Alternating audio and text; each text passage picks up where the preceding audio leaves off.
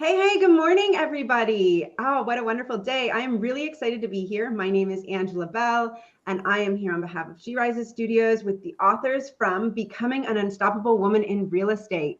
And we are here today to celebrate the launch of this book and how amazing it is to be a part of it. So today I am joined by Amy and Heather, two of the authors from the book.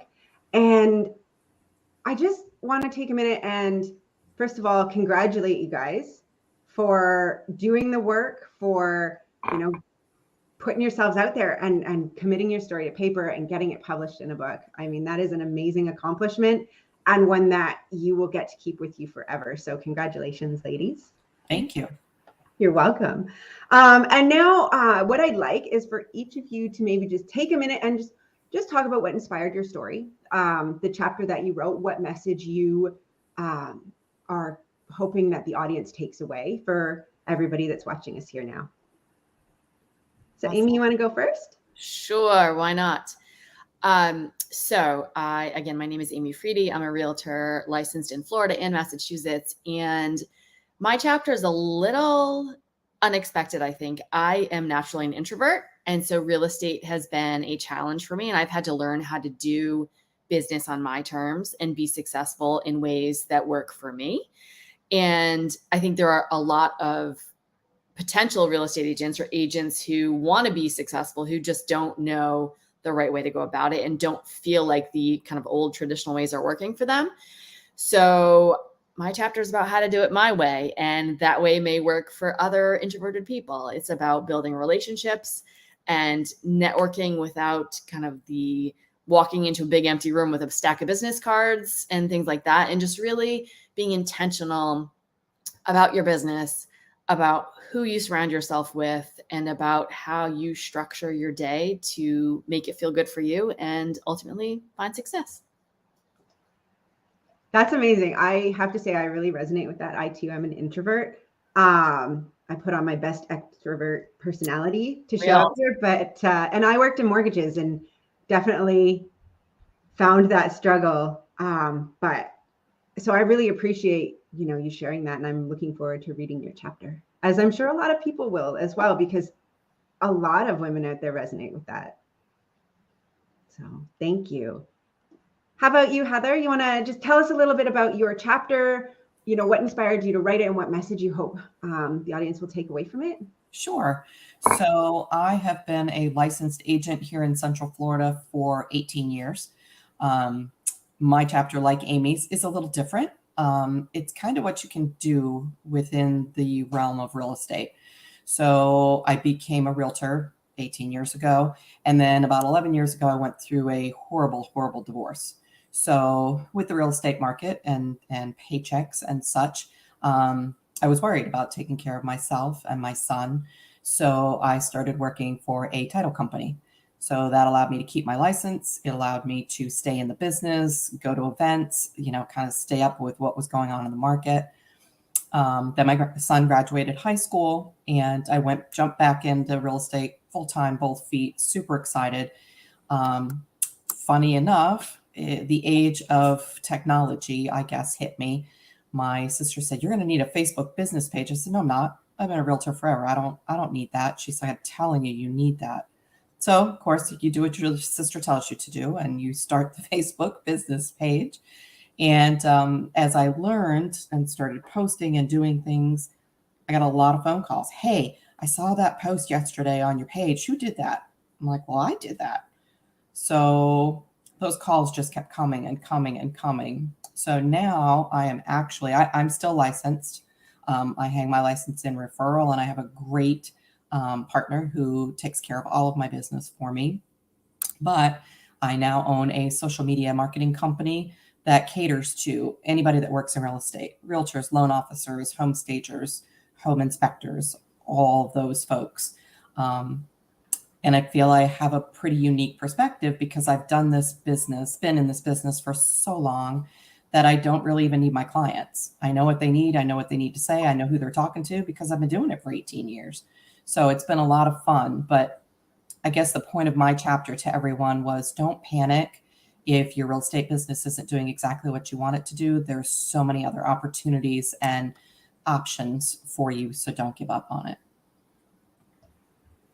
That's amazing. I really love how you made that pivot and, you know, embraced kind of doing the social media side, especially given that, you know, you didn't necessarily want a Facebook business page to start with. That's awesome. Yeah. Years ago, I fought with her at something terrible. I said, that's silly. I'm not going to waste my time. And geez, obviously she knew. Yeah, I love it. Yeah. That's fantastic. And so I guess this is open for both of you. What benefits would you say the real estate industry has, either like as a career, as an investment option, as you know, something to consider, has specifically for women when they're looking to either make a career shift or start a new career or looking to invest? Like, are there opportunities, or is there a way that being in real estate can benefit women specifically? I can jump in on that one. Yeah. I think women in general are problem solvers and project managers, right? We just naturally, in our household, in our families, these are roles that we take on. And those transfer so easily into the real estate world that you're almost, I don't want to say you're guaranteed success, but it comes easily because you're so used to managing multiple people, multiple problems, multiple deadlines, which is what real estate is. So I think that's part, if you're going to enter real estate as a career, that's part of it. I also think, and I'm a strong advocate for women investing in real estate. It's passive income that over the long haul will help you be financially independent, help you toward retirement, all these things. Being a landlord, I'm not going to lie, sometimes is not the nicest thing, but I think real estate has so many opportunities. And I think if we, you know, listening to Heather's story, there's so many facets of real estate that you can be involved in while still maintaining your home life and your schedules and, you know, being able to balance everything. I agree 100%. You're right. My story is kind of a picture of that. And that's what I belong to, as Amy does as well, belong to a lot of national real estate groups, and to see hear the panic, because it is a very cyclical business. You know, right now interest rates are higher than they've been. They're more normal. You know, people waiting for the 2s and 3s are going to be waiting an awful long time, because I don't believe they're coming back, at least not in our lifetime. But I think there's a lot of opportunity. I think it is a difficult job for moms with young children. I think they believe, oh, you can take the kid anywhere. To a certain extent, that's true. When I became a realtor, my son was, he's turning 24 next week. So he was 4, 6. And I did a little bit with him in the beginning, but, you know, taking a child into a closing or into an inspection, or walking, 2 acres in mud boots to make sure that the property is okay. Probably not so much fun. But I think it's a great job, especially for empty nester people like myself. Now my son's, off and doing college and all the things. I think it's a great opportunity to build your own wealth. I'm with Amy. I think you can do that by investing and owning your own properties, but I think you can do this job as well and make as much or as little money as you want. So you can invest and, work 7 days a week, or you can have a couple of closings a year. And if that sustains what you're looking for, I do believe there's a lot of opportunities. And even like you said, Angela, even in the mortgage world, there's some places you can go there, but it keeps you in the business. It keeps you, knowing what's happening in the market, and keeps your name and your face out there. Title was great for me. I'm still a mobile notary all these years later. I love doing it. It's one of my favorite parts of the transaction most of the time. Of course, there's a few where not everybody's happy at the end, but I think there's a lot of opportunity. And I think that sometimes women are, like Amy says, introverts that might be scared and not sure that they can do it. So I'm hoping that this book will show people that there are so many different areas and arenas you can put your hat in, that it really is worth at least trying for you. Amazing. Thank you, ladies. Yeah, that's so true. And I have to agree on the interest rate thing. I have a lot of people who are still looking for the 1s and 2s. And I always remember, my parents telling me when they first got their mortgage and they were paying, 18, 19% interest. And, we're all a little tense about 5 and 6%, but it's all good. So I guess that leads into my next question for you ladies is how do you, manage your own personal, stress levels and then the stress levels of your clients when we have the fluctuations in the markets, right? We've got the low lows, we've got the high highs. Sometimes people are excited, other times they're, panicking and losing sleep at night. So I guess in the industry, how do you manage your stress levels? And then when working with people, how do you help kind of manage their expectations and help them remain as calm, I guess, as possible through the process? Heather, I don't want to jump in again, but I will. You go right ahead. You're on the top of the page. It's your turn. As Heather knows, as a lot of people in my life know, my social media is full of this. I am a hardcore meditator. I meditate every morning, often in the afternoon again, and usually before bed. Because I can be pretty high anxiety too. And this business can really ramp you up. And that, as hippie and, woo-woo as it sounds, actually helps keep me like calm and grounded. And I think that enables me to be the calm in the storm for my clients as well. It's an emotional roller coaster. Buying or selling is one of the most stressful things you'll do in your life. And being that constant, that calm force in the transaction, in the relationship is, I think, one of the most important things, because we're not just selling 4 walls and a roof. We're selling a life. We're selling, I've had transactions with really elderly sellers. It's super stressful. They're moving to a retirement home, or people who are moving out of state away from their family. All these emotions are going on. And so it's on us to really keep that balance and that grounding. And one of the things I often write about is communication. Staying open and communicating with your clients helps them stay calm, helps them feel informed and feel like they have a pulse on what's going on, and they know that you have things under control. So I would say meditate and communicate. Love. Agree 100%. When I got in the business, to do the math for everybody, I got in 1 year before the crash. So I'm actually a short sale REO trained agent, which those two things don't really happen much anymore. But Amy's right. I think that the one thing that I learned, I didn't know any better. So I didn't understand that that was a bad market, if you will, because it was the only market I knew.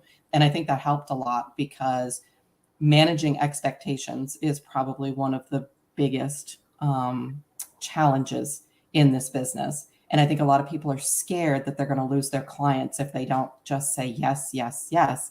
But you can't do that all the time. I'm not advocating for saying no. However, you've got to make sure that things are very clear. When we would write a contract when the market crashed, it could be anywhere between 4 to 12 months before that house closed.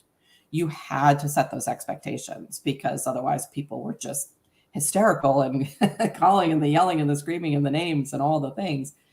I think it's really important to do that. But I also see that now, even working kind of on the other side. So now I'm helping others build their business and work in their business. It's the same thing.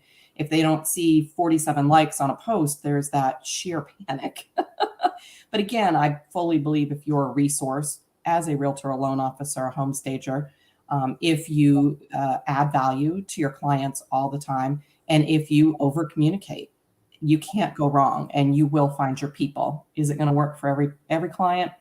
Absolutely not. But those aren't the people you want to work with. I have come to a place in my business, both as a realtor and as a social media manager, to fire clients, because for your own mental health, I'm not as good as Amy. I meditate once a day. I would love to be the 3 times a day, but I get the once a day in, and it's not worth the anxiety that it gives you when you know you're doing your job, and people just, everything's instant gratification these days.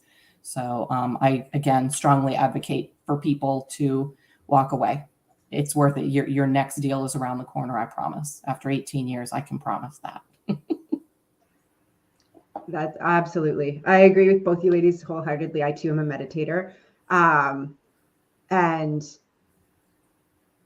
you know, it is important. It's important to maintain your boundaries. It's important to, you know, respect yourself and your needs as well as the needs and of the client. So that's very wise wisdom. Thank you, ladies. And so with that, as I know you are both very busy, we will wrap up our live ceremony of lighting the torch for becoming an unstoppable woman in real estate. I'm very excited to read both of your chapters. I'm very excited to read the whole book. I think what you guys have done and the stories you've shared are amazing and going to be impactful in so many ways. And I really, truly hope that you take a minute today and just be proud of yourself, because it's a big thing, right? To publish your story, put it out in a book, share your knowledge with the world. So congratulations, ladies. Enjoy basking in the glory a little today and continue kicking butt out there. Thank you for being here today, Angela. We really appreciate that you were able to do this. My pleasure. Thank you. And to everybody, make sure you get your copy, both ebook and paperback, of Becoming an Unstoppable Woman in Real Estate. Have a great day. Awesome. Thanks, Angela.